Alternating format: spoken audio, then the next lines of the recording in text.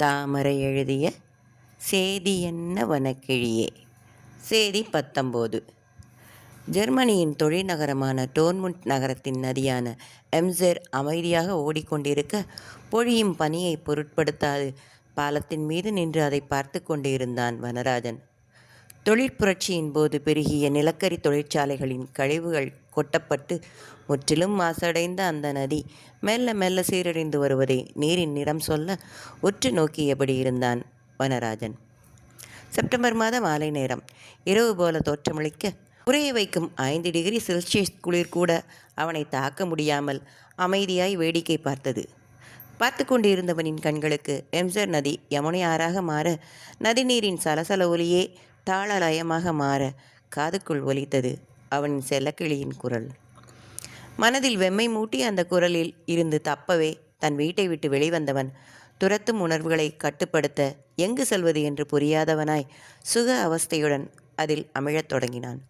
அவன் தேர்ந்தெடுத்த ஆடை அணிந்து அழகு ஓவியப்பாவையாய் நின்றவளை பார்த்தபோது கூட துள்ளாத மனம் அவளின் ஏக்கம் இழையோடிய பாவம் கலந்த பாடலை கேட்டதும் துள்ளி குதித்து குட்டிக்கர்ணம் அடித்து அவனின் செல்லம்மாவின் வெண்பஞ்சு பாதங்களை சரணடைந்தே விட்டது.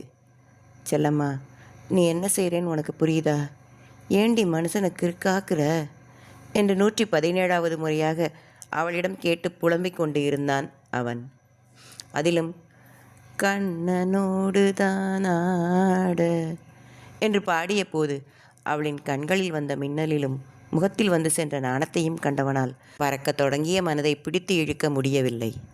காதல் கடலில் விழுந்து தத்தளிக்க ஆரம்பித்தவனாய் மூச்சுக்கு தவிக்கும் உணர்வில் வீட்டை விட்டு கிளம்பி வந்து விட்டான். தனது பதிலுக்காக, பாராட்டிற்காக அவள் காத்து கொண்டிருப்பாள் என்று அவனுக்கு புரியவே செய்தது. சிறு பெண் ஏதாவது சொல்லி தன் அடக்க முடியா உணர்வுகளை அவள் மீது கொட்டிவிட்டாள். அவள் தாங்குவாளா என்று யோசித்து கொண்டிருந்தான். வேண்டாம் என்று அவனின் முதிர்ச்சியுற்ற அறிவு சொல்ல, மாட்டேன் என்று புதிதாய் காதல் செய்யும் மனம் சண்டித்தனம் செய்தது. அறிவை மனம் வெல்ல அலைபேசியை எடுத்து அவளை அழைத்தான். அவள் பதில் சொன்ன முன், ட்ரெஸ் பிடிச்சிருந்ததா என்றான் எடுத்தவுடன். நல்லா இருக்கு. ஐயாட்டு சொல்லாமல் இதை வாங்கியது தான் பயமாக இருக்குது. ஏன், என்ன பயம்? திருவிழாக்கு அம்மா உனக்கு எடுத்து கொடுத்த ட்ரெஸ் எல்லாம் நான் எடுத்து கொடுத்தது தான். அப்போல்லாம் ஒன்றும் சொல்லாதவர் இப்போ சொல்லிட போகிறாரா என்றான் அமர்த்தலாய். அது வேற, திருவிழாக்குன்னு அத்தை அவங்க கையால் கொடுப்பாங்க. இது நீங்கள் ஒரு காலேஜ் விழாக்குன்னு இவ்வளோ ரூபாய்க்கு எடுத்தால் ஐயாவுக்கு பிடிக்காது. அந்த ட்ரெஸ்ஸு எவ்வளோன்னு சொல்கிறீங்களா? ஐயாட்ட சொல்லி உங்கள் அக்கௌண்ட்டுக்கு பணம் மாற்ற சொல்கிறேன். அவ்வளவு நேரம் இருந்த இனிமையான உணர்வு கலைக்கப்பட்டதில் கோபமானவன், பணத்தை பற்றியெல்லாம் நீ ஏன் பேசுகிற, விடு என்று இழுத்து பிடித்த பொறுமையுடன் பதில் சொன்னான். நீங்கள் உங்கள் அப்பாவுக்கு கணக்கு கொடுக்கணும்ல, என்ன செலவு பண்ணுறீங்கன்னு மாட்டிக்க போகிறீங்க என்றாள் கன அக்கறையாய். இதை கேட்டதும் வனராஜனுக்கு சிரிப்பு வந்தது. ஆமாம், கணக்கு கேட்டு சரியாக சொல்லலைன்னா பெஞ்சு மேலே நிறுத்துவாங்க எங்கள் டாட். அப்போது சீலிங்கில் என் தலை இடிக்காமல் இருக்கணும் அப்படின்னு எல்லாம் கவலைப்படு. எதுக்கு எடுத்தாலும் கேலி பேசிச்சு. நீங்கள் உங்கள் அப்பாட்ட, நான் என் ஐயாட்ட எதுவும் மறைக்க போகிறதில்ல. மறக்கக்கூடாதுன்னு தான் சொன்னேன். அப்புறம் எல்லாரும் பாட்டு நல்லா இருக்குன்னு சொன்னாங்க. எல்லாரும். ஆனால் எனக்கு தான் சந்தேகம்.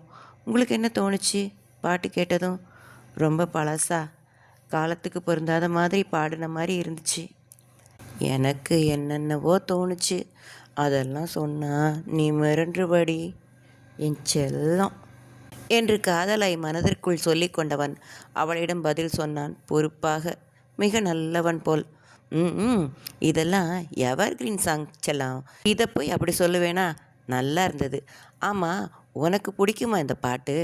அழகாக கண்மூடி ரசித்து பாடின, அதனாலேயே ரொம்ப நல்லா இருந்தது என்று சொன்னதும் ஆர்வத்துடன், ரொம்ப பிடிக்கும். மித்தாலி பானர்ஜின்னு தமிழ் தெரியாதவங்க பாடினது இவ்வளோ அழகாக உணர்வோடு பாடியிருக்காங்கன்னு தோணும். இது கல்யாணி ராகம். நான் குற்றாலத்தில் பாடினேனே, காற்றில் வரும் கீதமே, அதுவும் அழகான கர்நாடக ராகம்தான். அதெல்லாம் எனக்கு தெரியாது என்று நகைப்பு குரலில் ஆரம்பித்தவன் சற்று மூச்செடுத்து ஆழமான குரலில் நிறுத்தி நிதானமாக சொன்னான். எனக்கு தெரிஞ்ச ஒற்றுமை 2 பாட்டிலையும் என் பேர் வருது என்றதும், என்று குரல் எழுப்பியவளாய் திகைத்தாள். ஆமாம், எங்கள் அம்மா கூப்பிட்ற பேர். நீ தூக்க கலக்கத்தில் மட்டும் சொன்ன என்னோட பேர் எனவும் உதடு கிழித்து அமைதியானாள். ஆமாம், இந்த பாட்டெல்லாம் ராகத்தினால பிடிச்சதா இல்லை என் பேரை வரதால் பிடிக்குதா செல்லம்மா என்று கிசுகிசுப்பாக குழைந்து வந்த குரல் மனதை ஏதோ செய்வதை உணர்ந்தவளாய் பதில் பேச மொழியில்லாது திகைத்து நின்றாள். புத்திசாலியான செல்லக்கிளி இந்த பாடத்தில் மட்டும் கொஞ்சம் மக்குதானே என்று புரிந்தவனாய் மெலிதாக நகைத்தவன், என்னை எவ்வளோ பாடுபடுத்தி வைக்கிற, உன்னை புரிய வைக்க வேண்டிய நேரம் வந்துடுச்சுடி செல்லம், ஆனால் இன்று இவ்வளவு போதும் என்று எண்ணியவனாய், சரி நேரம் ஆயிடுச்சு, நீ தூங்கு, குட் நைட் என்று விட்டு இணைப்பை துண்டித்தான். குட் நைட் என்று அவளுக்கே கேட்காத குரலில் திரும்பச் சொன்னவள் அழைப்பு துண்டிக்கப்படுவதை பார்த்துவிட்டு அப்படியே அமர்ந்திருந்தாள். அவன் கேட்டு அவள் மனதில் விதையாய் விழுந்த கேள்வி முளைத்து பல கேள்விகளை கேட்க தடதடத்த மனதை கையால் அழுத்தியபடி யோசித்தாள். பல கேள்விகளுக்கு ஆம் என்று விடை வரவும் திடுக்கிட்டாள். அன்று மனக்கதையை தட்டியவன் என்று எப்போது அனுமதியின்றி கள்ளன் போல் உள் நுழைந்தான் என்று பதறிப்போனாள். அவன் குடியிருந்ததே அங்குதான் என்பதை அறியாதவளாய் உடனே தன் ஐயா மற்றும் அத்தை வீட்டினரை நினைத்து கவலை வந்தது அவளுக்கு. அவளின் யோசனையை கலைக்கும் வண்ணம் ஈஸ்வரியின் அழைப்பு வந்தது. நேற்று பேச முடியாத சூழ்நிலை என்று கூறியவள் தன் அன்னைக்கு அறுவை சிகிச்சைக்கு நாள் குறித்ததை சொன்னவள் அடுத்த வாரத்தில் சென்னை வந்தாலும் வருவேன் என்று கூறினாள். சற்று தயங்கியவாறு, அண்ணனுக்கு திருமணம் செய்ய வேண்டும் என்று அனைவரும் சொல்வதாகவும் அம்மாவின் அறுவை சிகிச்சைக்கு அப்புறம் அதை பற்றி பேச ஆரம்பிக்கப் போவதாக பேசிக்கொள்வதாக சொன்னாள். இதையே என்னிடம் சொல்கிறாள் என்று புரியாமலேயே கொட்டியவள் அன்னை பற்றிய ஈஸ்வரியின் கவலைகளுக்கு ஆறுதல் கூறி இணைப்பை துண்டித்தாள். படுக்கையில் படுத்து கண்களை மூடிக்கொள்ள அதற்காகவே காத்திருந்தது போல் எட்டி பார்த்த அவனின் இதய திருடனின் எண்ணங்களை துரத்த முயன்று சிறிது வெற்றியும் கண்டவளாய் சற்று நேரத்தில் உறங்கி போனாள். அதே நேரம் தன் அறையில் தன் கனவு தொழிற்சாலையின் நிர்மாணம், இயந்திரங்கள் பட்டியல்கள், விலை விவரம் சம்பந்தமான அலுவல்களில் மூழ்கி கணிப்பொறியில் ஆழ்ந்திருந்த வனராஜனை அலைபேசியின் இன்னிசை கலைத்தது. தந்தை அழைப்பதாக வந்ததை பார்த்ததும் அவசரமாக எடுத்து பேசினான். ராஜன், நேற்று கூப்பிட்டுருந்தியா? அலர்ட்டில் வந்திருந்தது. காலையில் பார்த்தேன். நீ காலையில் ஆஃபீஸ் கிளம்புற நேரம் தொந்தரவு பண்ண வேண்டாம்னு ஃப்ரீ ஆனதும் கூப்பிடுன்னு செய்தி அனுப்பினேன். நீ பார்க்கலையா என்று கேட்டவரிடம், நான் என்னவளுக்கு ஆடை தேர்வில் பிஸியாக இருந்தேன். அடுத்தடுத்து அவள் கிளப்பிய புயலில் அலமலந்து போயிருந்தேன் என்று சொல்ல முடியாமல் நெற்றியை வருடி சத்தமின்றி சிரித்தவன் வழமை போல, அது கவனிக்கல. எப்படி இருக்கீங்க டாட்? சென்னையில் இருக்கீங்களா என்று கேட்டான். நல்லா இருக்கேன். இப்போ ரயிலில் இருக்கேன். சென்னையிலேருந்து திரும்பிக்கிட்டு இருக்கேன். நீ சொல்லு என்றார். ஓ, ரயிலா? கேஸ் ஃபேக்ட்ரிக்கு இடம் பார்த்ததா சொன்னீங்களே, ஃபைனலைஸ் ஆகிடுச்சா? அது உன் பேரில் தான் பத்திரம் ரெஜிஸ்டர் பண்ணணும் ராஜன். நீ எப்போது வருவதாக இருக்கிற? நீ ஊருக்கு போய் 2 வருஷம் ஆச்சு. வெக்கேஷன் ஏதும் இல்லையா? அப்படி ஏதும் இல்லைன்னா கூட நீ விடுமுறை எடுத்துகிட்டு வா, அந்த வேலையை முடிச்சிடலாம் எனவும் யோசனையில் ஆழ்ந்தான் வனராஜன். அவனுக்கும் அது சரியென்றே பட்டது. எனக்கு 15 நாள் தான் லீவு கிடைக்கும் டாட். நான் லீவு அப்ளை பண்ணிவிட்டு உங்களுக்கு சொல்கிறேன். அந்த நேரம் ரெஜிஸ்ட்ரேஷன் இருக்கிற மாதிரி பார்த்துக்கலாம். சரி, நான் நாளைக்கு பேசுகிறேன். ட்ராவலில் இருக்கிறதால சத்தம் சரியாக கேட்கல என்று பேசி கொண்டிருக்கலையே தொடர்பு நின்று போனது. சரிதான், ரயிலில் இருக்கும்போது இதற்கு மேல் பேச வேண்டாம் என்று எண்ணியவனாய் அலைபேசியை வைத்தான். இந்தியா செல்வதால் என்ன சாதகங்கள் என்று யோசிக்க ஆரம்பிக்க அவற்றையெல்லாம் ஒதுக்கி தள்ளிவிட்டு கொண்டு மனதில் குதூகலம் பொங்கியது. மனதுக்கு இனியவள் இருக்கும் இடம் போகிறோம் என்று தழும்ப தொடங்கிய மனதை கடிவாளமிட்டு அடக்கினான். தான் கொஞ்சம் கொஞ்சமாக அவள் நினைவில் தன்னை இழக்கிறோம் என்று எண்ணியவனாய் வலது கையால் தலையை கோதி கொடுத்தவன் கழுத்தில் கை வைத்து கண்களை மூடி சுகமாய் லயித்து கண்களுக்குள் தன்னவளின் பிம்பத்தை நிறைத்து கொண்டான். அவளின் முகத்தின் வெட்கம், கண்களின் மின்னல், சிறு குழந்தையாய் மலர்ந்து பார்க்கும் பார்வை எல்லாம் அடுத்தடுத்து காட்சிகளாக ஸ்லைட் ஷோ போல மனதில் ஊர்வலம் வந்து போனது. இந்த மாதிரியான தவிப்பும் உணர்வும் இதுவரை எந்த பெண்ணிடமும் உணர்ந்ததில்லை, அறிந்ததில்லை என்று அவன் மனம் தெளிவாக உணர்த்தியது. இவள்தானா? என் உயிரின் மறுபாதி இவளே தானா? இந்த உணர்வின் எதிரொலி, துடிப்பு அவளுக்கும் இருக்குமா? இருப்பது போலதான் தோன்றுகிறது. அப்படி இருந்தால் அதை அவளும் உணர்ந்து விட்டால் யாரை பற்றியும் எதை பற்றியும் கவலைப்படப் போவதில்லை. ஒரு மகனாக செய்ய வேண்டியதை செய்யத்தான் போகிறேன். அதற்காக எதை விட்டு கொடுத்தாலும் என் காதலை, அவள் மீதான என் உணர்வை, உரிமையை விட்டு கொடுக்க மாட்டேன். முடியாது என்று எண்ணிக்கொண்டவனின் மனம் ஏனோ புத்துணர்ச்சியுடன் சிலிர்த்து நிமிர்ந்தது. ஆளாக்கு சைஸில் இருந்துட்டு மனுஷனை என்னம்மா ஆட்டி வைக்கிறா. வரேன் வரேன், என் மாமா மகளே, என் குட்டி செல்லம்மா என்று கொஞ்சி கொண்டான். தன் அவளை உணர்ந்துவிட்ட பூரிப்பில் அவனும், அத்தை மகன் உணர்த்திய உண்மையின் தவிப்பில் அவளும் இருக்க நாட்கள் வேகமாக உருண்டு ஓடின. அன்றைய வகுப்பு முடிந்து வெளிவந்த செல்லக்கிளியும் திவ்யாவும் இன்று கொடுக்கப்பட்ட செய்முறை பயிற்சியை எப்படி பண்ணப் போகிறோம் என்று குழப்பத்தில் ஆழ்ந்தனர். இந்த செய்முறையின் மாதிரிகளுக்கு மதிப்பெண் வழங்கப்பட்டு அது உள்ளீட்டு தேர்வு மதிப்பெண்களுடன் சேர்க்கப்படும் என்று விரிவுரையாளர் சொன்னதும் கவலையோடு கல்லூரி வளாகம் தாண்டி வந்தனர். எழுதுவது வரைவது என்றால் பரவாயில்லை, உடலின் பல பாகங்களின் மாதிரி அமைப்பு செய்வதுதான் கொடுக்கப்பட்ட வேலை. அதற்கு தேவையான பொருட்களை எங்கு வாங்குவது, எவ்வாறு செய்வது என்று ஒரே குழப்பம். அவரவர் சீனியர் படியின் உதவியைத்தான் நாடியாக வேண்டும் என்று தெளிந்தவராய் நித்யகௌரி மற்றும் ராஜலட்சுமியின் வகுப்பறையை நாடிச் சென்றனர். அங்கு போய் பார்த்ததும் தான் தெரிந்தது, அனைவரும் பிரீத்தியின் பிறந்தநாள் கொண்டாட்டத்திற்காக அவளின் வீட்டிற்கு போக தயாராக கொண்டிருந்தது. பரிதாபமாக விழித்த இவர்களை கண்ட நித்யா வலைதளத்தில் திரட்ட வேண்டிய தகவல்களை எடுத்துக்கொண்டு இருக்குமாறும் தான் 1 மணி நேரத்தில் வந்து செல்லக்கிளியை அழைத்து கொண்டு சென்று அனைத்தும் வாங்க உதவுவதாகவும் உறுதியளித்தாள். அதேபோல் செல்லக்கிளியும் திவ்யபாரதியும் தகவல்களை திரட்டி குறிப்பிடுத்து கொண்டிருக்க வானம் கருக்கத் தொடங்கியது. இன்றிலிருந்து வடகிழக்கு பருவமழை ஆரம்பம் என்று வானிலை ஆராய்ச்சி மையம் சொன்ன தகவல் அதிசயமாக அன்று பலித்து நடந்து கொண்டிருந்தது.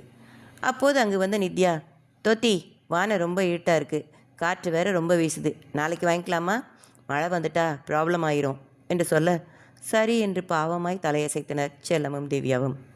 அவர்களின் முகமாட்டம் கண்டவள் என்ன நினைத்தாளோ, சரி வா, சீக்கிரம் போயிட்டு வந்து விடுவோம் என்று செல்லக்கிளையை அழைத்து கொண்டு தன் ஸ்கூட்டியில் கிளம்பினாள். வாங்க வேண்டிய பொருட்களை வாங்கி கொண்டு இருக்கும்போது கிட்டத்தட்ட 2 வாரங்களுக்கு பிறகு வனராஜனின் எண்ணிலிருந்து செய்தி வந்ததை பார்த்த செல்லக்கிளி, எங்கே இருக்கிற என்று கேட்ட செய்திக்கு பதிலாக தான் இருக்கும் இடத்தை பகிரும் வசதியை தேர்ந்தெடுத்து லொக்கேஷன் ஷேர் கொடுத்தாள். இந்த நேரத்தில் ஹாஸ்டலில் இருக்காமல் இங்கே என்ன பண்ணுற என்ற அடுத்த 10வது நொடியில் பறந்து வந்த கேள்விக்கு சுருக்கமாக ப்ராஜெக்டுக்கு சாமான் வாங்க என்று அனுப்பினாள். அவசரமாக பொருட்களை வாங்கிவிட்டு திரும்பும்போது காற்று வேகமாக வீசத் தொடங்கியது. மழைத்துளிகள் லேசாக விழ ஆரம்பித்தன. போக்குவரத்து நெரிசல் மிக அதிகமாகி 10 நிமிடங்களாக ஒரே இடத்தில் நின்று கொண்டிருந்தனர் இருவரும். நித்யாவின் அலைபேசி வேறு மின்சாரமின்றி உயிர் விட்டு இருக்க செல்லக்கிளியிடம் கூகுள் மேப்பை திறக்க சொல்லி, ஹாஸ்டல் செல்ல வேறு ஏதாவது மாற்று வழி இருக்கா என்று பாரு என்று சொல்ல அருகில் இருந்த தெருவின் வழியை காண்பித்தது. சரி என்று உள்ளே நுழைந்து செல்ல செல்ல அந்த சிறு தெரு சந்து வழியாக எல்லாம் போக சொல்லியது. அதன்படி போய்கொண்டே இருந்தபோது வண்டி திடீரென நின்றுவிட்டது. திரும்ப திரும்ப அதை உயிர்ப்பிக்க முயன்றதை விரும்பாதது போல சற்று நேரம் உரிமையது. பின் மொத்தமாக அமைதி காத்தது. காற்று வேறு வேகமாக வீசத் தொடங்க இரு பெண்களும் என்ன செய்வதென்று புரியாமல் விழித்தனர். மீண்டும் வனராஜனிடமிருந்து செய்தி வந்தது. ஹாஸ்டல் வந்துட்டியா என்று. ஒரு வினாடி தயங்கியவள் மீண்டும் லொக்கேஷன் ஷேர் கொடுத்துவிட்டு, நோ, வண்டி ரிப்பேர் என்று செய்தி அனுப்பி முடிக்கவும் தூறல் சற்றே வேகத்துடன் விழ ஆரம்பித்தது. ஐயோ என்று தலையில் கை வைத்த நித்யா செல்லக்கிளி அலைபேசியிலிருந்து மன்யூருக்கு அழைத்தாள். அவன் எடுக்கவில்லை என்றதும் ஏதோ யோசித்தாளாய் தன் டைட்டின் கடிகாரத்தில் உள்ள டிராக்கரை ஆன் செய்துவிட்டு செல்லக்கிளியின் அலைபேசி மேப்பை பார்த்தவாறு, வா, வேகமாக நடந்தா 10 நிமிஷத்தில் மெயின் ரோடு வந்துடும், நாம் அங்கே ஆட்டோ பிடிச்சிக்கலாம் என்றவாறு அவர் கைகளை பற்றி வேகமாக நடக்கத் தொடங்கினாள். காற்று அதிகமாகி மழையும் கொஞ்சம் பெரிதாக தூர ஆரம்பித்ததும் ஆளரவமற்று இருந்த சிறு சந்தில் இருவரும் ஓடத் தொடங்கினர். அப்போது நித்யா மனதிற்குள் பயந்தது போல் மின்சாரம் போய்விட்டது. இருவரும் எந்த வழியில் செல்வது என திகைத்து நிற்க எதிரே பாதி கட்டிய நிலையில் இருந்த ஒரு கட்டடத்தில் இருந்து 4 இவர்களை வெறித்து பார்த்தனர். தாமரை எழுதிய சேதி என்ன வனக்கிளியே. சேதி 20. அன்று காலை பிரம்ம முகூர்த்தம் என்று சொல்லப்படும் அதிகாலை 3:30 மணி அளவில் விமானத்தில் சென்னை வந்து இறங்கினான் வனராஜன். ஜெர்மனியின் டோர்னமெண்ட் நகரத்திலிருந்து 16 மணி நேரம் பயணம் செய்து சென்னை வானூர்தி நிலையம் வந்தவன் அங்கிருந்து வாடகை வாகனத்தில் எழும்பூர் வந்து சேர்ந்தான். ரயில் நிலையத்திற்கு அருகிலிருந்து 3 நட்சத்திரம் தங்கும் விடுதியில் முன்பதிவு செய்து இருந்தான். வெம்பக்கோட்டை செல்ல அன்று இரவு ரயிலுக்கு முன்பதிவு செய்திருந்ததால் இதுவே வசதி என்று செல்லக்கிளியின் விடுதி அங்கிருந்து 10 நிமிட தூர பயணத்தில் இருந்ததும் ஒரு காரணம் என்றும் சொல்லலாம். அன்று பேசிவிட்டு வைத்ததுதான். 2 வாரங்களாகியும் எந்த செய்தியும் கிடையாது, அழைப்பும் கிடையாது. அதிர்ச்சியிலிருந்து வெளிவரட்டும், தன் மனதை உணரட்டும் என்று எண்ணிய வனராஜனுக்கும் அடுத்து இந்தியா செல்ல வேண்டிய பயண ஏற்பாடுகளில் முடிக்க வேண்டிய அலுவல்களில் நாட்கள் ஓடியதே தெரியவில்லை. இரவின் தனிமையில் அவளை நினைப்பு வரும். அதுதான் நேரிலே பார்க்கப் போகிறோமே என்று சமாதானப்படுத்தி வைத்திருந்தான் பேச தவித்த தன் மனதை. தினமும் இரவு தாலாட்டாக மாறிப்போயிருந்தது அவளின் யமுனை ஆற்றிலே பாடல். ஜெர்மனிக்கும் இந்தியாவிற்கும் 4.5 மணி நேர வித்தியாசம். ஜெட்லாக் எனப்படும் விண்பயண அலுப்பு, நேர குழப்ப மாற்றம் அவனை பாதிப்பதில்லை. ஆயினும் 4.5 மணிக்கு படுத்தவன் 11 மணிக்கு வரை நன்கு தூங்கி எழுந்தான். அன்னை, தந்தை, அயம்மா, அயப்பா, அக்கா வேதகௌரி, மச்சான், மாமா வீட்டினர் எல்லோரிடமும் நிதானமாக பேசி முடித்தான், செல்லக்கிளியை தவிர. மதிய உணவு நேரத்தில் சென்னையில் உடன் படித்த நண்பர்களும் நண்பிகளும் முன்னதாக திட்டமிட்டிருந்தபடி விடுதிக்கு கீழேயே உள்ள உணவகத்தில் வந்து ஒன்று கூடினர். 2 வருடங்கள் கழித்து பார்த்த மகிழ்ச்சியுடன் அனைவரிடம் பேசிக் கொண்டிருந்த போது வனராஜன், மத்திய அமைச்சரின் மகனும் தன்னுடைய நெருங்கிய தோழனுமான தினேஷிடம் நன்றி தெரிவிக்க அவன் தோளை தட்டியவன், ஹே மச்சான், உன்னால் என் டேடுக்கு மினிஸ்டர்ஸில் நல்ல பேர் தெரியுமா? ராகிங்க்கு எதிராக சரியான நேரத்தில் நடவடிக்கை எடுத்ததா பொதுமக்கள் கிட்ட இருந்து நிறைய பாராட்டு லெட்டர்ஸ், ட்வீட்ஸ் எல்லாம் வந்திருந்தது. ப்ரெஸ்ஸில் கூட புகழ்ந்து தள்ளிட்டாங்க. போ, டேடு உனக்கு தேங்க்ஸ் சொல்லணும்னு சொல்லிட்டு இருந்தார்தா மச்சான் என அவர்களின் பேச்சை கவனித்த தோழியான பூஜா, என்ன ராகிங் என கேட்க, ஏய், காலேஜில் ரேங்கிங் கூடாதுன்னு போன மாதம் ஒரு ஜிஓ வந்து எல்லாரும் அதையே பற்றி பேசி பேசி வைரலாச்சே அது என்றான் மற்றொரு நண்பனான பாலா. அவன் பெரிய தொழிலதிபரின் ஒரே மகன். சென்னை முழுவதும் அவர்களின் பேரங்காடிகள் இல்லாத பகுதியே இல்லை. அருகில் இருந்த ரேஷ்மா, இந்தியா முழுவதும் பிரபலமான ஆயத்த ஆடை நிறுவன உரிமையாளனி சிரித்தவாறே, இவன் மாமா பொண்ணை காப்பாற்ற போய் எல்லா ஃப்ரெஷர்ஸையும் காப்பாற்றி ஓவர் நைட்டில் உங்கள் டாடி ஒபாமாவான அந்த கதை தானே என்று கேட்டு கலாய்த்தாள். அனைவரும் சிரிக்க வனராஜன் அவளின் தலையில் தட்டிவிட்டு தகுந்த நேரத்தில் செல்லக்கிளிக்கு ஆடை கொண்டு தந்ததற்கு ரேஷ்மாவிற்கு நன்றி சொல்ல அவனின் தோளில் கை வைத்தவள், நமக்குள்ளே என்ன தேங்க்ஸ் எல்லாம். ஏ ராஜ், நீ அந்த டாக்டரை டாவடிக்கிறியா? செம்ம அழகவ, உனக்கு ஓகே சொல்லிட்டாளா என்று குறும்பாய் கேட்க அனைவரும் அதை பிடித்து கொண்டு அவனை கேலி செய்ய தொடங்கினர். அனைத்து கேலி கேள்விகளை ஒற்றை புன்னகையில் சமாளித்து நிறுத்தியவன் அலைபேசியில் வந்த செய்தியை பார்த்து மகிழ்ச்சி அடைந்தான். என்ன மச்சான், ரொம்ப ஹாப்பியாகிற, உன் ஆள்கிட்ட இருந்தா என்று விடாமல் நோண்டியவர்களே, ஏங்கடா டே, ஒரு முக்கியமான ஆளை சந்திக்க முயற்சி செஞ்சிட்டு இருந்தேன், அவங்க அட்ரஸ் கிடச்சிருக்கு, அவங்கள உடனே பார்க்க போகணும் என்றவனிடம் அனைவரும் பிரியாவிடை பெற்றுக்கொண்டு கிளம்பினர். துப்பறியும் நிறுவனத்தினர் பல நாட்களுக்கு முன்பே சொல்லியிருந்தபடி சென்னை பல்கலைக்கழகத்தில் படித்த கௌரி அகர்வாலை தேடி அவரின் கல்வி தகுதி கொண்டு அரசு மற்றும் தனியார் அலுவலகங்களில் தேட சென்னை தொலைத்தொடர்பு நிறுவனத்தின் உயர் அதிகாரி ஆன அவரின் அலுவலகம் மற்றும் வீட்டு முகவரியை கண்டுபிடித்து கூர்ந்தனர். அவன் ஜெர்மனியில் இருக்கும்போதே அந்த விவரங்களை மின்னஞ்சல் செய்தவர்கள் இப்போது முகவரியை வாட்ஸ்அப் செய்தியாகவும் அனுப்பி கூகுள் மேப் மூலமாக வழிகாட்டியும் இருந்தனர். கௌரியின் வீடு சவுகார்பேட்டையில் என்றதும் கடிகாரத்தில் மணி பார்த்த வனராஜன் இப்போது போனால் சரியாக இருக்கும் என்று எண்ணி கிளம்பி வெளியே வந்தான்.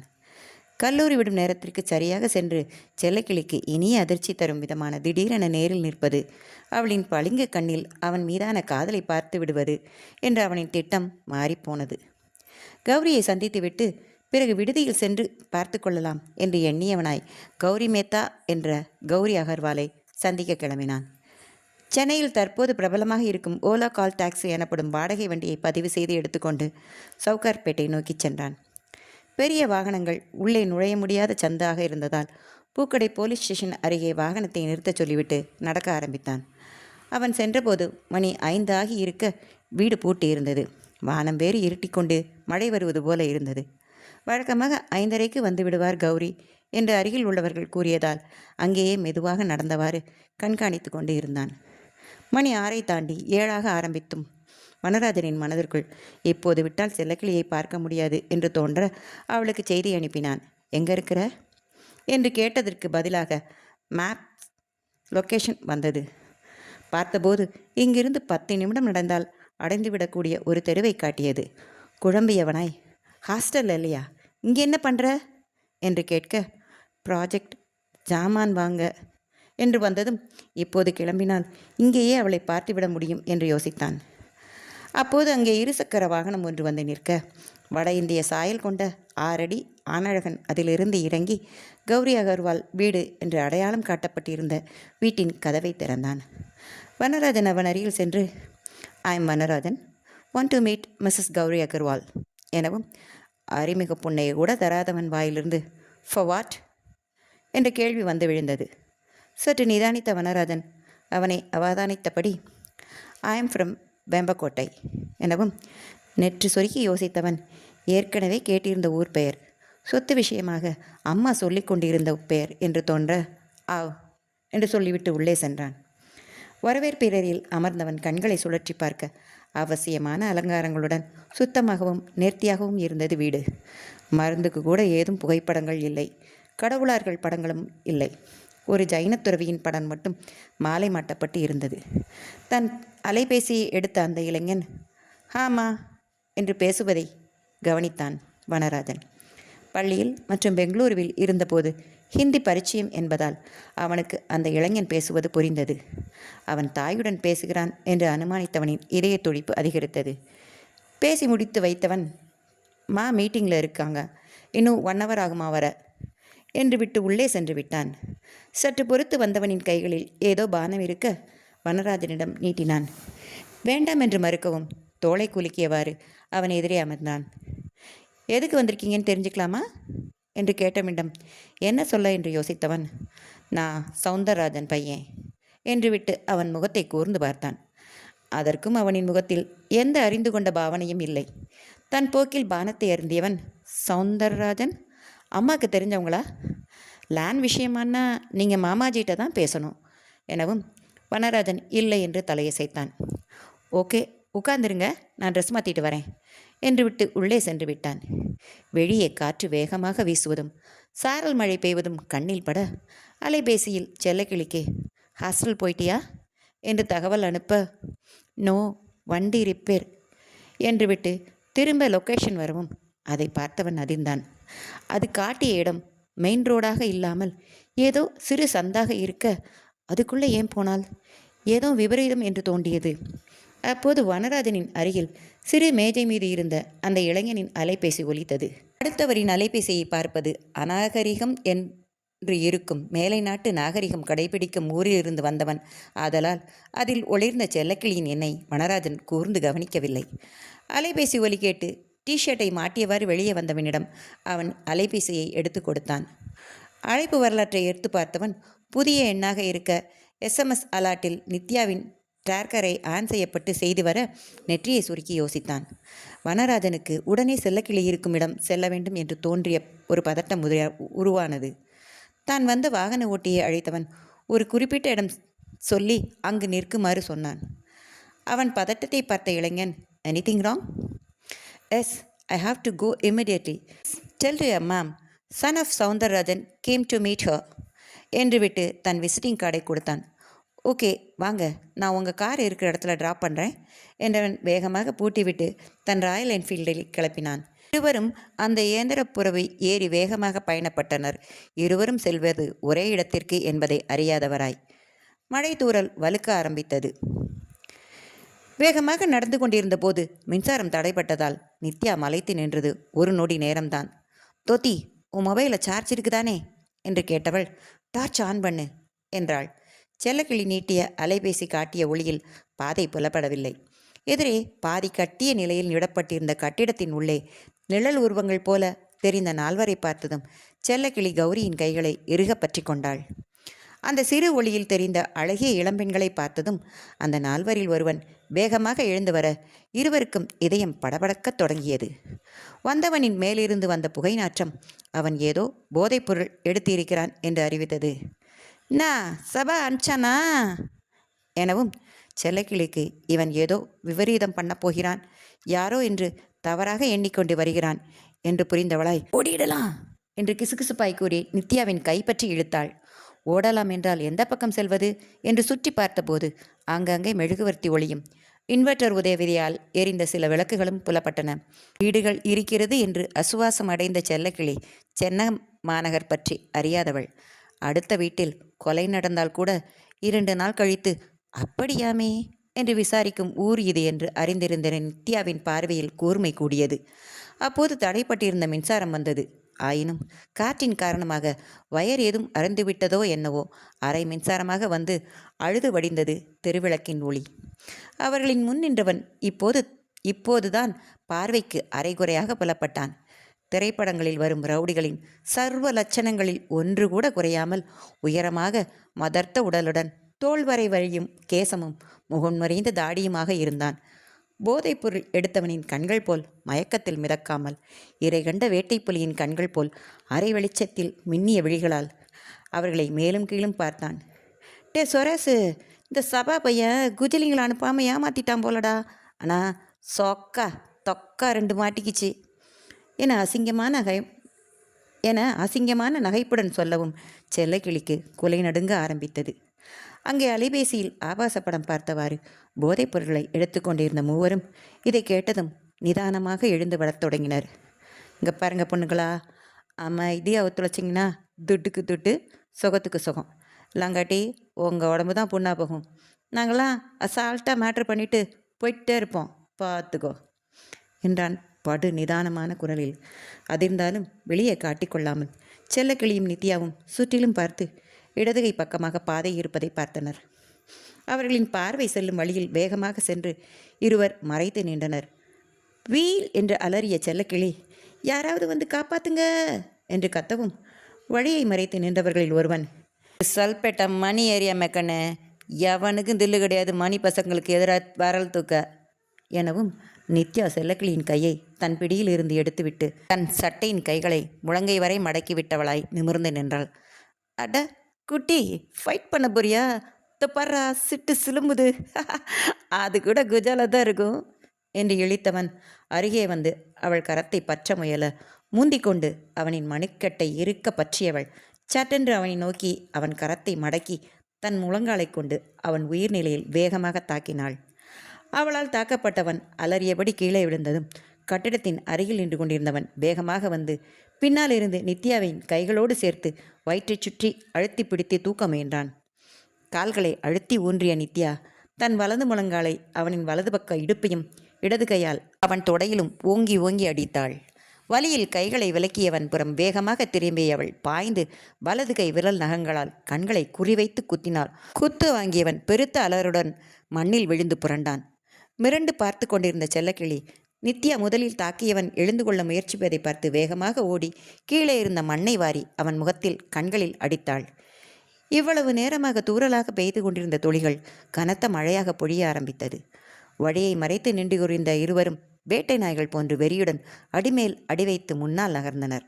தன்மேல் பாய வந்தவனின் தோளை இறுகப் பற்றிய நித்யா வேகமாக முழங்காலை அவனின் உயிர்நிலையை தாக்க மடக்க கைகளால் அதை தடுத்தவன் சுதாரிக்கும் முன் இன்னொரு முழங்காலால் முட்டி வைத்து வேகமாக தாக்கினாள். ஆவ் என்று அலறியவன் அவள் கழுத்தை பிடிக்க முயல அவனின் கையை பற்றி முறுக்கியவாறே அவனின் பின்புறமாக சென்றவள் இடது கையால் அவனின் முடியை பற்றி பின்புறமாகவே வேகமாக இழுத்து தரையில் தள்ளினாள். நித்யாவின் புத்திசாலித்தனமான தாக்குதல்களை பார்த்து தான் கராத்தே வகுப்பில் கற்ற வித்தைகள் நினைவில் கொண்டு வந்திருந்த செல்லக்கிளியின் தைரியம் வரப்பெற்று தன் முன் வேகமாக வந்தவனை பார்த்தவாறு இருந்தாள்.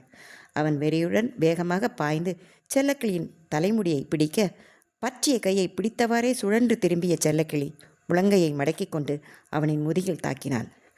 அவன் அலறிக்கொண்டே குப்புற விழுந்தான். இடமும் வலமும் பார்த்தவள் அங்கு கிடந்த ஒரு சவுக்குக்கட்டை எடுத்து அவனின் பின்மண்டையில் நச்சென்று ஒரு போடு போட்டாள். செல்லக்கிளியின் வேகத்தையும் விவேகத்தையும் பார்த்த நித்யா அசந்து போய் குட் ஜாப் தோத்தி என குரல் கொடுத்தவாறே தான் தரையில் இருந்தவனை காலால் எட்டி உதைத்தவள் அவனின் முதுகில் ஏறி ஊங்கி குதித்தாள். அப்போது அங்கு திடீரென வாகன முகப்பு விளக்கு ஒளி வெள்ளமென பாய்ந்தது. மஞ்சு குதித்து கொண்டிருந்த நித்யாவை பார்த்ததும் அப்படியே வண்டியை நிறுத்திவிட்டு மிக வேகமாக அவர்கள் அருகில் ஓடி வந்தான். வந்தவன் சுற்றி சுற்றி பார்த்து அடிபட்டு ஆங்கங்கே கிடந்தவர்களை கண்டு ஹிந்தியில் நான் செய்ய ஏதாவது மிச்சம் வச்சிருக்கியா என்ன என கேட்க அவனை கண்டதும் சற்று ஆசுவாசம் அடைந்தவளாய் முழங்கால்களில் கைகளை வைத்து குனிந்து மூச்சு வாங்கியவள் கீழே கிடந்தவர்களை வலது கையால் காட்டியவள் வேணும்னா கீழே கிடக்கிற எல்லாரையும் எழுப்பி நிற்க வச்சு அடி, இல்லை ஹாஸ்பிட்டலுக்கு கூட்டிகிட்டு போ, நான் வீட்டுக்கு போகிறேன் என்று விட்டு அவனின் பைக் அருகில் சென்றாள். அப்போது இருட்டாக இருந்த சந்திலிருந்து வேகமாக அங்கே வந்தான் வனராஜன். மழை சற்றே குறைந்து இருந்தது. கீழே கிடந்த நால்வரையும் நின்று கொண்டிருந்த அனைவரையும் பதட்டத்துடன் பார்வையால் அளவிட்டவனின் பார்வை அவனின் செல்லக்கிளியின் மேல் நிலை குத்தி நின்றது. அவனை அந்த நேரத்தில் அந்த இடத்தில் எதிர்பாராத செல்லக்கிளி மலைத்து நின்றது சில கணங்களே. அடுத்த நொடி பாய்ந்து வந்து அவன் இடையை தன் கரங்களால் வளைத்து இறுக கட்டிக்கொண்டு மார்பில் முகம் புதைத்து கொண்டாள். வனராஜனும் தவைப்புடன் அவளை இறுக அணைத்து கொண்டான். மழையாலும் பயத்தாலும் சில்லிட்டு போயிருந்தவளுக்கு அவனின் அணைப்பு மிகவும் தேவைப்பட்டதாகவே இருந்தது. அதிசயம் போல் அவர்களை பார்த்து நின்று கொண்டிருந்த மஞ்சுவும் நித்யாவும் ஒருவரை ஒருவர் பார்த்து சிரித்துவிட்டு, ப்ரோ கிளம்பலாம், மழை ஜாஸ்தியாகும் போல, இது இவனுங்க ஏரியா, எவனாவது தலைவன் அடிப்பொடின்னு வந்து சேருங்குள்ள கிளம்பிடலாம் என மஞ்சு சொல்லவும் யோசித்த வனராஜன், நான் வந்த கார் இங்கே தான் தெருமுனையில் தான் இருக்குது, நான் இவங்களை கூட்டிகிட்டு வரேன் எனவும், நடக்க வேணாம், நான் இவங்க 2 பேரையும் கொண்டு வந்து காரில் ஏற்றி விடுறேன் என்று தன் வண்டி அருகில் சென்றான் மஞ்சு. செல்லக்கிளி வனராஜனை விட்டு விலகாமல் அணைத்தவாறு நிற்க குனிந்து அவள் காதில், வண்டியில் ஏறச் செல்லம்மா, கிளம்பி போகலாம் என கூறவும் மறுப்பாய் தலையை சேர்த்தவள். பின் புரிந்து கொண்டவளாய் விலகி நித்யாவின் பின் செல்ல போனவள் நினைவு வந்தவளாய் நித்யாவின் வண்டி அருகே சென்று கீழே விழுந்து கிடந்த பையை எடுத்துக்கொண்டு வண்டியில் ஏறினாள். ப்ரோ வாங்க, கொஞ்சம் தூரம்தான், அட்ஜஸ்ட் பண்ணி உட்காந்துக்கோங்க, உங்கள் கார் வர போய்விடலாம் எனவும் யோசிக்காமல் சட்டென்று செல்லக்கிளியின் பின்னால் ஏறி அமர்ந்தான். அவனுக்கும் சில நிமிடங்கள் கூட அவளை விட்டு பிரிய மனமில்லை. கார் அருகே சென்றவன் இறங்கியதும் செல்லக்கிளியை உற்று நோக்கி, நீ இப்படியாவா ஹாஸ்டல் போகிற, என் கூட வரியா, ட்ரெஸ் மாற்றிட்டு போகலாம் என. இல்லை, வார்டன்ட்ட 9க்குள்ளே வந்துடுவேன்னு பர்மிஷன் வாங்கியிருந்தேன், என்னை அங்கேயே விட்டுருங்க என மிக மெல்லிய குரலில் சொல்லவும் சேற்றில் விழுந்து புரண்டது போல் இருந்த ஆடையையும் கலைந்து முடியும் கசங்கிய முகமும் நடுங்கிக் கொண்டிருந்த எதிர்களையும் கண்டவனின் மனதில் சுரீல் என வலி எழுந்தது. இந்நிலைக்கு ஆளாக்கியவர்களை கொல்லும் வெறி வந்தது. முகம் இறுக சரி என்று தலையை செய்தவன் அலைபேசி எடுத்து கடகடவென்று தட்டிய மெசேஜ் அனுப்பிவிட்டு நிமிர்ந்தான். சாலையின் பெரும்பிழக்கின் வெளிச்சத்தில் நித்தியை பார்த்து அறிந்தவனின் வாய் தானே உச்சரித்தது, கௌரி மேத்தா. அதை கேட்ட மஞ்சு சிரித்தவாறு, இவ என் மாமன் மகள் நித்ய கௌரி மேத்தா, நீங்கள் பார்க்க வந்தது தான் கௌரி மேத்தா இல்லை, இப்போ அவங்க கௌரி அகர்வால், என் அம்மா கௌரி ஹர்ஷா அகர்வால், பைதுவே நான் மஞ்சு அகர்வால் என்று கை நீட்டினான். தாமரை எழுதிய சேதி என்ன வனக்கிழியே. சேதி 21. சென்னையின் போக்குவரத்து நெரிசல் மிகுந்த சாலையில் நின்று கொண்டிருந்த வனராஜனின் மனதில் பல்வேறு குழப்பங்கள். மனமென்னும் சாலையில் குறுக்கும் நெடுக்கும் பயணித்த எண்ணங்களின் நெரிசலில் தலை பாரமாக ஆரம்பித்தது. சமாளித்து கொண்டவனாய், by the by, I am Manju Agarwal என்று கை நீட்டியவனின் கையை பற்றி விடுவித்த வனராஜன் தயங்கியவாறு, நான் செல்லத்தை ஹாஸ்டலில் விட்டுட்டு அம்மா அப்பாக்க வரட்டுமா என்று கேட்டான். நைட்டு ஏன் ப்ரோ, நாளைக்கு காலையில் வாங்க, நான் அம்மாட்ட கேட்டுட்டு டைம் உங்களுக்கு மெசேஜ் பண்ணுறேன். ஆமாம், இவனுங்களை இப்படியேவா விட்டுட்டு போகிறது, தப்பாச்சே என்று நாடியை தடவ அமர்த்தலாய் சிரித்தவாறு வனராஜன், யார் சொன்னா விட்டாச்சுன்னு என்று சொல்லவும் அங்கே போலீஸின் போர்ட்ரோல் வாகனம் வரவும் சரியாக இருந்தது. அதிகாரி தோரணையில் வந்தவர் வனராஜன் அருகில் வந்து கைகுலுக்கி தன்னை அறிமுகப்படுத்தி கொண்டார். தேவையான உதவி செய்ய சொல்லி மேலிடத்திலிருந்து ஆணை வந்ததாக கூறவும் அருகில் இருந்த நித்யா நடந்தவற்றை கூறினாள். ஓகே சார், நீங்கள் இங்கேருந்து கிளம்புங்க, பொண்ணுங்க பேர் அனாவசியமாக வெளியே வர வேணாம், ட்ரக்ஸ் மணி ஏற்கனவே டிபார்ட்மெண்ட்டில் கட்டம் கட்டி வச்சுருக்க ஆள் தான், அவன் ஆளுங்களை வசமாக வந்து சிக்கிட்டாங்க, இனி நாங்கள் பார்த்துக்குறோம் எனவும் அருகில் இருந்த செல்லக்கிளி, நித்யாக்கா வண்டியும் என் செல்ஃபோனும் அங்கே இருக்குது என்றால் மெல்லிய குரலில். அதை பத்திரமாக உங்கள்கிட்ட சேர்த்துறோம், நீங்கள் கவலைப்படாதம்மா, நீங்கள் கிளம்புங்க சீக்கிரமா என்றவர் வனராஜனின் அலைபேசி எண்ணை வாங்கி கொண்டு தன்னுடன் வந்த காவலர்களை அழைத்து கொண்டு வேகமாக அந்த தெருவிற்குள் சென்றார். இடதுபுருவம் உயர்த்தி புன்னகை சிந்திய மன்யோ, கலக்கிறீங்க ப்ரோ, டிகே காலையில் பார்ப்போம் என்று சொல்லிவிட்டு நித்யாவை கூட்டிக் கொண்டு கிளம்பினான்.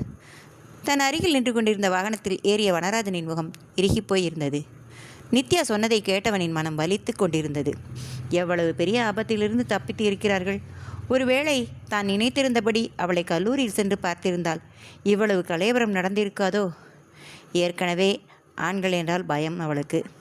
இப்போது இந்த சம்பவம் அவளை மனதளவில் மிகவும் பாதித்து இருக்குமே. எவ்வளவு பயந்தாளோ பதறினாளோ அந்த நேரத்தில்.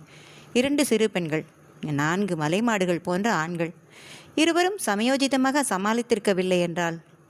கண்களை இறுக மூடியவன் தன் அவளின் சில்லிட்டிருந்த கரங்களை பற்றி கொண்டவன். திடமென்று அவன் தன் கரம் பற்றவும் லேசாக திடுக்கிட்டவள் பின் மெதுவாக அவனின் தோள் சாய்ந்து கொண்டாள். அள்ளி அணைக்க துடித்த கரங்களை இருக்கும் இடம் உத்தேசித்து கட்டுப்படுத்தியவன் தன் கரங்களின் அழுத்தம் பெம்மை மூலமாகவே அவளை தேற்ற முயன்றான். மழையின் காரணமாக அகனம் வேறு ஊர்ந்து ஊர்ந்து சென்று அவனின் பொறுமையை சோதித்தது. 15 நிமிடத்தில் வரவேண்டிய விடுதி 30 நிமிடங்கள் தாண்டியும் சென்று அடைய முடியவில்லை. தோளில் சாய்ந்திருந்தவள் தலை நகருவதை உணர்ந்தவன் அவள் உறங்கிவிட்டதை அறிந்து வருத்த புன்முறுவல் சிந்தியவனாய் மெதுவாக மடிதாங்கி கொண்டான். சாலை விளக்கின் ஒளியில் அவளின் மேலாடையின் முதுகுப்புறம் கிழிந்திருப்பதையும் அங்கு தென்பட்ட நகைக்காயத்தை கண்டதும் அவனின் ரத்தம் கொதிக்க ஆரம்பித்தது. பற்களை கடித்தவன் தன் அலைபேசியை எடுத்து I want to kill that bastards என்று செய்தி அனுப்ப, இப்போ தான் டிஎஸ்பி டீட்டெயில்ஸ் சொன்னார், ஆல்மோஸ்ட் ஓவர், டன் மச்சான் என்று பதில் வந்தது. ஆவேசம் சற்று அடங்கியவனாய் இருக்கையில் சாய்ந்து அமர்ந்து கொண்டான்.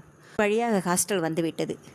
அவளின் தூக்கத்தை கலைக்க மனமற்றவனாய் வாகனத்தில் ஹீட்டரை ஆன் பண்ண சொல்லிவிட்டு சத்தமில்லாமல் இருக்கும்படி ஓட்டுநரிடம் சைகை செய்தான். அவரும் அமைதியாக வாகனத்தை நிறுத்திவிட்டு அவன் சொன்னது போல் செய்துவிட்டு இறங்கி தள்ளி நின்று கொண்டார். 10 நிமிடங்கள் ஆனதும் திடுமென உடல் தூக்கி வாரி போட விழித்து எழுந்து கொண்டாள் செல்லக்கிளி. அவளின் உடல் உதறியதும் புரிந்து கொண்டவனாய், செல்லம்மா, உன் அத்தான்தான் செல்லம், நீ பத்திரமா இருக்க பாரு என்று அவளை லேசாக தட்டி நிகழ்வுக்கு கொண்டு வரவும் மலங்க மலங்க விழித்தவளுக்கு சற்று நேரத்தில் அனைத்தும் நினைவு வந்தது. முகம் சற்றே கசங்கினாலும் நிமிடத்தில் சரி செய்து கொண்டவள் வெளியே பார்த்தவள் விடுதிக்கு வந்துவிட்டதை உணர்ந்து மெல்ல விலகி தன் பையை எடுத்துக்கொண்டு இறங்க தலைப்பட்டாள். கைப்பற்றி தடுத்தவன், நாளைக்கு லீவு போட்டுரு, நான் உன் ஃபோன் எடுத்துகிட்டு வரேன், இல்லாட்டி புது ஃபோனே வாங்கிட்டு வரேன், உன் ஃப்ரெண்ட் நம்பர் தரியா எனவும் புருவம் சுருக்கி யோசித்தவள் ஞாபகம் இல்லை என்பது போல் தலையசைத்தாள். சரி வா, நான் உள்ளே வந்து உன்னை விட்டுட்டு உன் ஃப்ரெண்டுக்கிட்ட நம்பர் வாங்கிக்கிறேன் எனவும் சரி என்று தலையசைத்தவள் இறங்க முற்பட அவளின் கைப்பற்றி இழுத்தவன் இறுக மார்போடு அணைத்து உச்சியில் இதழொற்றினான். அவளுக்கும் அந்த ஆறுதல் தேவைப்பட்டிருந்ததோ? அவனின் அணைப்பில் பாந்தமாய் அடங்கியவள் அமைதியாயிருந்தாள். முழுதாய் 1 நிமிடம் கடந்த பின்பும் விடுவிக்காமல் இருந்ததும் லேசாய் அசைந்து தன் எதிர்ப்பை தெரிவித்தாள். புன்முறுவலுடன் விடுவித்தவன் அவளுடனே இறங்கி இணைந்து நடந்தவாறே, நாளைக்கு 10-11 மணி போல் வருவேன், மதியம் வெளியே சாப்பிட்லாம், கல்ச்சுரல்ஸ் அன்னைக்கு போட்டிருந்தியே அந்த ட்ரெஸ் போட்டுட்டு ரெடியாரு சரியா எனவும், என்ன ஆர்டரெல்லாம் பலமாக இருக்குது என்பது போல் திரும்பி முறைத்தாள். அவளின் முறைப்பை கண்டவன் சிரித்தவாறே, ரொம்ப முறைக்காத, எதையும் நினைக்காத, என்னை தவிர எனவும் முறைப்பு கூடியது. வாய்விட்டு சிரித்தவன் அவள் அருகில் நெருங்க விலகி வேகமாக நடந்தாள். விடுதி வாசலில் அவளுக்காக காத்திருந்த திவ்யா அவளை கண்டதும் வேகமாக வந்தாள்.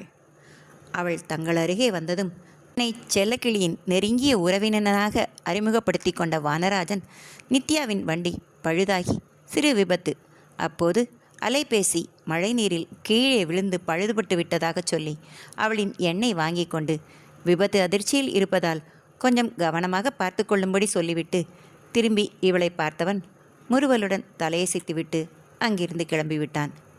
அவன் பேச்சையே கவனித்து கொண்டிருந்த செல்லக்கிளி, அதானே பேச இவர்களுக்கு சொல்லியா தரணும் என்று மனதுக்குள் முணங்கியவாறு விடுதியின் உள்ளே சென்றவள் மனதில் நடந்த சம்பவங்களின் பாதிப்பு விலகி அவன் சொல்லியபடி அவன் நினைப்பே எஞ்சி நின்றது. தன் அறைக்கு சென்று குளித்து உடை மாற்றி படுத்தவனின் அலைபேசிக்கு மன்யுவிடமிருந்து மறுநாள் காலை 8 மணிக்கு கௌரியை பார்க்க வரும்படி செய்தி வந்திருந்தது. நன்றி என்று பதில் அனுப்பியவன் அன்னைக்கு அழைத்து ஒரு முக்கிய வேலை வந்துவிட்டதால் சென்னையில் தங்க வேண்டிய சூழல் வந்துவிட்டதாக சொல்லி மறுநாள் கிளம்பி வருவதாக சொல்லிவிட்டு அலுப்புடன் கண்களை மூடினான். நாளை என்னென்ன செய்திகள் தன்னை அடையப் போகின்றதோ என்று எண்ணியபடி மறுநாள் சரியாக 8 மணிக்கு கௌரியின் வீட்டை அடைந்தவனை வாசலில் வந்து வரவேற்ற மன்யு உள்ளே அழைத்துச் சென்றான். எதுவும் நடவாதது போல் கல்லூரிக்கு கிளம்பிக் கொண்டிருந்த நித்யாவை பார்த்த வனராஜன் அவளின் மன உறுதி எண்ணி ஆச்சரியமடைந்தவனாய் அவளிடம் மீண்டும் ஒரு முறை நன்றி கூற சிரித்தவாறே, நீங்கள் தான் பாராட்டுறீங்க. நேற்று நைட்லேருந்து ஆளாளுக்கு என்னை ஒரே திட்டு. ஏன் அந்த நேரம் வெளியே போனேன்? அந்த சின்ன பொண்ணையும் ஆபத்தில் சிக்க வச்சுருக்கேன்னு. இவங்க கொடுத்த வாத்து வண்டியால் தான் எல்லா பிரச்சனையும் அவங்களுக்கு புரியலை என்று கூறி தலையில் கை வைத்ததும் அவளின் மண்டையில் கொட்டிய மன்யு, அதான் உனக்கு பைக் வாங்கி தரேன்னு நான் சொல்லிட்டேனே, நீ வாங்கி தருவ எப்போ? நீ வேலைக்கு போய் சம்பாதிச்சு அது வர என்று ஆரம்பிக்கவும் அங்கே வந்த கௌரி, காலேஜுக்கு நேரமாச்சு, சாப்பிட்டு கிளம்பு. மன்யு நீயும் தான் என்றவர் திரும்பி வனராஜனை பார்த்தவரின் கண்களில் இனிய அதிர்வு. நட்பாக புன்னகை சிந்தியவர், நீங்கள் உட்காருங்க என்றார். அப்போது தன் அறையிலிருந்து வெளிவந்த மணிச்சந்த் வனராஜனை பார்த்து ஒரு நிமிடம் நின்றவர் பின் முறைத்தவாறே கடைச்சாவிகளை எடுத்துக்கொண்டு வெளியேறினார். இவர் ஏன் தன்னை பார்த்து முறைக்கிறார் என்று யோசனையுடன் கௌரியை திரும்பி பார்க்க அவர் வனராஜனின் முகத்தையே பாசத்துடன் பார்த்து கொண்டு இருந்தார். நித்யா கல்லூரிக்கு கிளம்ப அவள் விடுவதற்கு மன்யுவை பணித்தவர் வனராஜனின் அருகில் வந்து அமர்ந்தார். மடியில் கோர்த்திருந்த கைகளை சற்று நேரம் உற்று பார்த்தவர் மெதுவாக திரும்பி வனராஜனை பார்த்தார். சொல்லுங்க, எப்படி கண்டுபிடிச்சிங்க? எதுக்கு தேடி வந்திருக்கீங்க? மரியாதையெல்லாம் வேணாம் ஆண்டி, வா போன்னே சொல்லுங்க என்று நிறுத்தியவன், சில குழப்பங்கள் ஆண்டி. நான் எங்கள் அம்மாவுக்காக வந்திருக்கேன். அவங்க வாழ்க்கையை மட்டும் இல்லாமல் உங்கள் வாழ்க்கையும் புரட்டி போடுற மாதிரி சில விஷயங்கள் 25 வருஷம் முன்னே நடந்திருக்கு. நீங்கள் அதிலிருந்து மீண்டுட்டீங்க போல. ஆனால் அவங்க இன்னும் மீளலை. இன்னமும் அதே இடத்துல இருக்காங்கன்னு தோணுனதால் நீங்கள் வேம்பக்கோட்டை விட்டு கிளம்பின அன்று என்ன நடந்ததுன்னு தெரிஞ்சுக்க வந்திருக்கேன். எங்கள் அப்பா என்று தயங்கவும் பெருமூச்சு விட்டு கௌரி கண்களை மூடிக்கொண்டார். தன் இளமை காலத்திற்கே சென்று விட்டாரோ என்று எண்ணும் வண்ணம் அவரின் முகம் பொலிவுற்று துலங்கியது. நானும் சௌந்தரம் ஒன்றாத்தான் அந்த காலேஜுக்குள்ளே நுழைஞ்சோம். ஒரே நேரத்தில் அப்ளிகேஷன் ஃபில்லப் பண்ணோம். எலக்ட்ரானிக்ஸ் பொதுவாக பெண்கள் அதிகமாக தேர்ந்தெடுக்கிற துறை. எனக்கு அதில் ஆர்வம் அதிகம். எங்கள் கிளாஸில் 28 பெண்கள், 2 பேர் தான் ஆண்கள். அதில் ஒருத்தன்தான் சௌந்தர். அவனுக்கும் எலக்ட்ரானிக்ஸில் ஆர்வம் அதிகம். சற்று நிறுத்தியவர், எனக்கு தெரிஞ்சு சௌந்தர் வாழ்க்கையில் அவனுக்கு பிடிச்சு அவனுக்கு கிடைச்சது அந்த படிப்பு மட்டும்தான். மற்ற எல்லாமே அவன் மேலே திணிக்கப்பட்டது. அவன் அமைதியாக ஏற்றுக்கிட்டு வாழ்கிறது.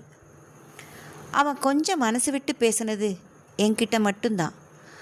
பார்த்தவங்ககிட்ட எல்லாம் நட்பை கொண்டாடுறது, தன் பிரச்சனையை வெளிக்காட்டுறது, இதெல்லாம் அவன் இயல்பு கிடையாது. பெருமூச்சு விட்டவர், அமைதியாக அன்பு செலுத்தவும் நட்பாக இருக்கவும் தான் அவனுக்கு தெரியும். பொதுவாக அதிகம் பேசாமல் அமைதியாக இருக்கிற சௌந்தருக்கும் அதிகம் பேசுகிறதே வழக்கமாக வச்சிருக்கிற எனக்கும் எப்படி நட்பு உருவாச்சுன்னு எல்லாருக்கும் ஆச்சரியம். எலக்ட்ரானிக்ஸில் இருந்த அதிக ஆர்வம் எங்களை ஒன்று சேர்த்துருக்கலாம். 2 பேரின் ரசனை, எண்ணங்கள் பல விஷயத்தில் ஒத்துப்போச்சு. படிக்கிறது, அசைன்மெண்ட்ஸ், ப்ராஜெக்ட்ஸ் எல்லாம் மோஸ்ட்லி சேர்ந்து தான் பண்ணுவோம். எங்களுக்குள்ள ஒரு அழகான நட்பு, புரிதல் இருந்தது. நட்புக்குன்னு ஒரு கற்பு இருக்குது. அது எங்களுக்குள்ள இயல்பாகவே இருந்துச்சு. அதை தாண்டி 2 பேரும் என்றைக்குமே யோசித்தது கூட இல்லை. ஆனால் எங்களை பார்க்குறவங்க பார்வை அப்படி இல்லைன்னு எங்களுக்கு அப்போ தெரியல. இனம், மொழி, பாலினம் தாண்டிய எங்கள் நட்பு அது பல பேர் கண்ணை உறுத்துச்சின்னு கூட நானும் அவனும் நினைக்கல. 2 பேருமே ஹாஸ்டல். எங்களுக்குன்னு ஒரு நல்ல நட்பு வட்டமும் இருந்தது. எங்கள் கூடவே இருக்கிற நண்பர்கள் கண்களுக்கோ எங்கள் லெக்சஸோட அனுபவப்பட்ட கண்களுக்கோ தவறாக தெரியாத எங்கள் நட்பு யார் கண்ணுக்கு தொண்டையை செருமியவர், யார் கண்ணுக்கு காதலாப்பட்டுச்சின்னு தெரியல. சௌந்தர் அம்மாவுக்கு காது மூக்கு வச்சு சொல்லப்பட்டிருக்கு. அதுக்கு அவங்க நேராக என் அப்பா வேலை பார்க்குற சிவகாசி ஃபேக்ட்ரிக்கு போய் எல்லார் முன்னாடியும் அசிங்கமாக பேசி திட்டியிருக்காங்க. அவங்க சொன்ன குற்றச்சாட்டுகள் என் நடத்தையை, எங்கள் குடும்பத்தை, அவரின் வளர்ப்பை கேலி செய்வதாக இருந்துச்சு. அது கேட்ட அப்பாவுக்கு ஒரே அதிர்ச்சி, அவமானமாக ஆகிடுச்சு. உடனே என்னை ஹாஸ்டலில் இருந்து வர வச்சவர் என்கிட்ட என்ன ஏதுன்னு கூட கேட்கல. படிப்பு முடிக்க ஒரே ஒரு செமஸ்டர் பாக்கி இருந்த நிலையில் என் படிப்பை நிறுத்தி என்னை சென்னையில் இருந்த மணிச்சந்த் பையா வர வச்சு அவர் கூட பூனேக்கு என் அம்மா வழி சொந்தங்கள் இருந்த இடத்துக்கு அனுப்பிட்டார். என் கூட பிறந்த அண்ணா மணிச்சந்த், அவர் பள்ளி படிப்பு முடித்ததும் வியாபாரத்தில் தான் ஆர்வம்னு சொல்லிட்டு அவர் நண்பரோடு சேர்ந்து இங்கே சென்னையில் ஒரு கடையில் வேலை பார்த்துட்டு இருந்தார். சிவகாசி வேலையை விட்டுட்டு சென்னைக்கே வந்துட்ட அப்பா, அண்ணா எல்லாருமா பூனேக்கு வந்து அங்கே அவங்க சொன்ன அவங்களோட தூரத்து சொந்தமான ஹர்ஷாவுக்கு என்னை கல்யாணம் பண்ணி வச்சாங்க. ஹர்ஷா மிலிட்ரியில் இருந்தார், பார்டரில் பாதுகாப்பு பணி. என்னையும் அவரோடயே இந்தியாவோட எல்லைக்கு கூட்டிகிட்டு போயிட்டார். எல்லாமே ரொம்ப வேகமாக நடந்து முடிஞ்சிட்டுது. என் கணவரான ஹர்ஷா என் கண்ணீரை சரியாக புரிஞ்சுக்கிட்டார். என் அழுக, என் படிப்பு பறிப்போனதுக்கு, நல்ல நட்பை கொச்சப்படுத்தப்பட்டதுக்கு தான் காரணம்னு அவர் புரிஞ்சுக்கிட்டார். என்னை முழுசாக நம்பினார். பார்க்க அவ்வளவு முரட்டுத்தனமாக இருந்த அவர் மனசு ரொம்பவே மெல்லியது, இனிமையானது. அதில் எனக்குன்னு இடம் கொடுத்து காதல்னா என்னன்னு காட்டினார். பிறந்தபோதே தாயை இழந்த எனக்கு அன்புனா என்னன்னு காட்டினார். 3 வருடங்கள் அற்புதமான காதல் வாழ்க்கை வாழ்ந்த எங்களுக்கு குழந்தை பாக்கி இல்லைங்கிற குறை தவிர எதுவும் இல்லாமல் நாங்கள் சந்தோஷமாக தான் இருந்தோம். எங்கள் வாழ்க்கையை புரட்டி போட அந்த யுத்தம் வந்தது. எல்லை பாதுகாப்பு பொறுப்பு அதிகாரியான அவருக்கு வந்த ஆணைப்படி பார்டர் தாண்டி போய் யுத்தத்தில் ஈடுபட்டார். அதுக்கப்புறம் அவரை யாரும் பார்க்கல. சிறைபிடிக்கப்பட்டாரா, கொல்லப்பட்டாரான்னு சரியான தகவல் இல்லை. எங்கோ வெறித்து நோக்கியவாறு பேசிக்கொண்டிருந்தவரின் கண்களிலே இருந்து கண்ணீர் சிறு அருவியென இறங்கியது. பல வாரங்கள் தனிமையில் அங்கே குவார்ட்டர்ஸில் அவருக்கு என்ன ஆச்சுன்னு குழப்பமான நிலையில் இருந்த என்ன விஷயம் தெரிஞ்சு பார்க்க வந்த என் அப்பா என் நிலை பார்த்து அங்கே தனியே விட முடியாமல் தன்னோட சென்னைக்கு கூட்டிகிட்டு வந்தார். திருமணமாகி கணவனை இழந்த நான் குடும்பம் கல்யாணத்தில் பெரிதாக ஆர்வம் இல்லாமல் தொழில் தவிர ஏதும் யோசிக்காத அண்ணனின் நிலை பார்த்து மிகுந்த வருத்தத்தில் இருந்தவர் ஹார்ட் அட்டாக்ல 2 நிமிஷத்தில் என்னை விட்டுட்டு போயிட்டார். அண்ணனை சார்ந்து நிற்க விரும்பாத நான் பாதியில் விட்டு போயிருந்த படிப்பை முடிக்க முயற்சி செய்ய திரும்ப இங்கே கல்லூரியில் உதவி கேட்டு வந்தபோது தான் திரும்ப நான் சௌந்தரை பார்த்தேன். என்னோட நிலைக்கு தானும் தன் குடும்பத்தினரும் தான் மறைமுக காரணம்னு அவன் ரொம்ப ஃபீல் பண்ணான். எங்கள் காலேஜ் மதுரை யூனிவர்சிட்டியிலேருந்து சென்னை யூனிவர்சிட்டிக்கு மாற்ற போகிறதால 6 மாதம் கழித்து தான் அதுக்கான ஏற்பாடுகளை செய்ய முடியும்னு, அதுவும் முழுசாக 1 வருடம் படிப்பை முடிக்க வேண்டியது இருக்கும்னு சொன்னபோது சௌந்தர் அதுவரை தன் ஃபேக்ட்ரியில் வேலை பார்க்க சொன்னான். மணிச்சந்த் பையா என்கிட்ட ஒட்டுதல் இல்லாமல் நடந்துக்கிட்டதால் நானும் அவரை தொந்தரவு பண்ணாமல் அங்கே வேலை செய்யலான்னு முடிவு செய்தேன். அது மிகப்பெரிய அனர்த்தத்தை எங்கள் 2 பேர் வாழ்க்கையிலையும் ஏற்படுத்திருச்சு. சற்று தயங்கியவர், என்னுடைய உடற்பிரச்சனை வாழ்க்கையில் ஏற்பட்ட குழப்பங்களின் காரணமாக மன்வியை உருவாகி இருந்தது எனக்கு தெரியவே இல்லை. வேம்பக்கோட்டைக்கு வந்த கொஞ்ச நாள் கழித்து தான் எனக்கு தெரிஞ்சது. கருவாகி 4 மாதம் ஆகியிருந்தது. எனக்கு இருந்த சோகம் குழப்பங்களில் நான் அதை தெரிஞ்சிக்காமலே இருந்திருக்கேன். சாப்பிட மனம் இல்லாமல் தலை சுற்றலாக இருந்தது எனக்கு பெரிய விஷயமா தோணலை. கவனித்து சொல்ல தாயோ பெண்களோ பக்கத்தில் இல்லையே என்று விரக்தி புன்னகை பூத்தவர். ஆனால் என் குழந்தைய வச்சு என் நடத்தை மேலேயும் என் மேலேயும் திரும்ப சேரவாரி பூசுவாங்கன்னு நானோ சௌந்தரோ எதிர்பார்க்கவே இல்லை. தவமிருந்த போது கிடைக்காத செல்வம் கையில் கிடைச்ச வேலை எங்கள் சொந்தங்களை என்னை விட்டு விலகி போயிருந்தது. என் நட்பு என்னால் அசிங்கப்பட்டு நின்னது. இதை கேள்விப்பட்டேன்னா என்னை ஒரு பொருட்டாவே நினைக்காத என் அண்ணா மணிச்சந்த் கிட்டவே போயிடலான்னு அங்கேருந்து கிளம்பிட்டேன். விஷயம் தெரிஞ்சு ரயில் நிலையத்திற்கு என்னை பார்க்க ஓடி வந்த சௌந்தர்ட்ட என் கண்ணீர் தவிர எதுவும் கொடுக்க முடியாத காட்ட பிடிக்காத சூழலில் அந்த இடத்த விட்டு வந்தேன். இனிமேலும் என் நட்பு என் ஹர்ஷாவின் குழந்தை அசிங்கப்படக்கூடாதுங்கிற வைராக்கியம் எனக்கு. எங்கே போகிறேன், என்ன செய்ய போகிறேன்னு எதுவும் அவனுக்கு நான் சொல்லலை. என் அண்ணன் மணிச்சந்த் என்னை வான்னு சொல்லலை, போன்னு சொல்லலை. அவரோட இடத்துல என்னை இருக்க விட்டதே பெரிய விஷயம்னு அடுத்து என்ன பண்ணணும்னு யோசித்த போது என் ஹர்ஷா தன் இறப்புக்கு அப்புறம் எனக்கு துணையாக வந்தார். என் படிப்பை முடிக்க, மேலே படிக்க தேவையான பொருள் அனைத்தும் அரசாங்கம் மூலமாக என்னை தேடி வந்தது. மன்னிய பிறந்தான். கல்லுக்குள் ஈரம் போல பையா மனசில் அவன் மேலே ஒரு சிறு பாசம். என்னை ஆதரிக்க ஆரம்பித்தார். தன் நண்பனின் வற்புறுத்தலில் அவர் தங்கையை கல்யாணம் செய்துக்கிட்டார். பாபி எனக்கு ஆதரவாக இருந்தா. ஆனால் துரதிருஷ்டவசமாக எங்கள் அம்மா போலவே பாபியும் நித்யா பிறக்கும்போது அதிக இரத்தப்போக்கில் பாதிக்கப்பட்டு இறந்து போயிட்டா. நித்யா பிறந்தபோது அவளை என் கையில் தான் கொடுத்தாங்க. அவளை நானே வளர்க்க ஆரம்பித்தேன். அவள் அம்மான்னு கூப்பிட்டது என்ன தான். மன்யு, நித்யா 2 பேருமே என் பிள்ளைகள். அவங்க முன்னேற்றம் வாழ்க்கையே என் வாழ்வுன்னு நான் முடிவு செய்து இப்போ தெளிந்த நீரோட மாதிரி போயிட்டு இருக்கேன். பெருமூச்சு விட்டவர், நான் சொன்னது போலவே எல்லாமே என் ஹர்ஷன் மேலே ஆணையாக உண்மை. ஏதோ சந்தேகம் இருந்தால் மன்யு பெர்த் சர்டிஃபிகேட், டிஎன்ஏ டெஸ்ட் எடுத்து பார்த்துக்கோங்க. அது இனியாவது என் நண்பன் நிம்மதியாக வாழட்டுன்றதுக்காகத்தான் என்றார் உணர்ச்சியே இல்லாத குரலில் எங்கேயோ பார்த்தவராய். பதறிப்போய் அவரின் கைகளை பற்றியவன், என் தந்தை தவறு செய்திருந்தா அதை சீர் செய்யத்தான் நான் உங்களை தேடினேன் அம்மா. என் தாய் தந்தையின் மனங்களை அலைக்கழித்த விஷயங்கள் இனி சரி செய்ய முடியும்னு எனக்கு நம்பிக்கை வந்துடுச்சு.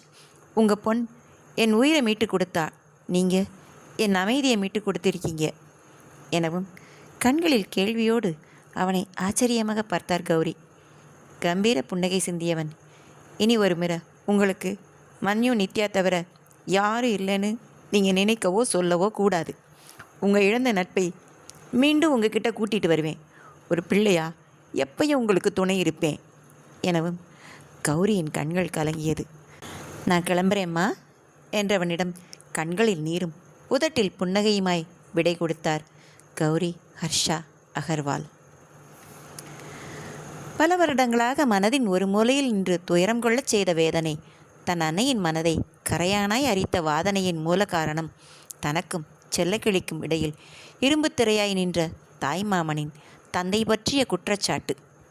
அத்தனையும் கதிரவனை கண்ட பனி போல் கரைந்து மறைந்து ஓடியதும் தானும் காற்றிலே மிதப்பவன் போல் உணர்ந்தான் வனராஜன்.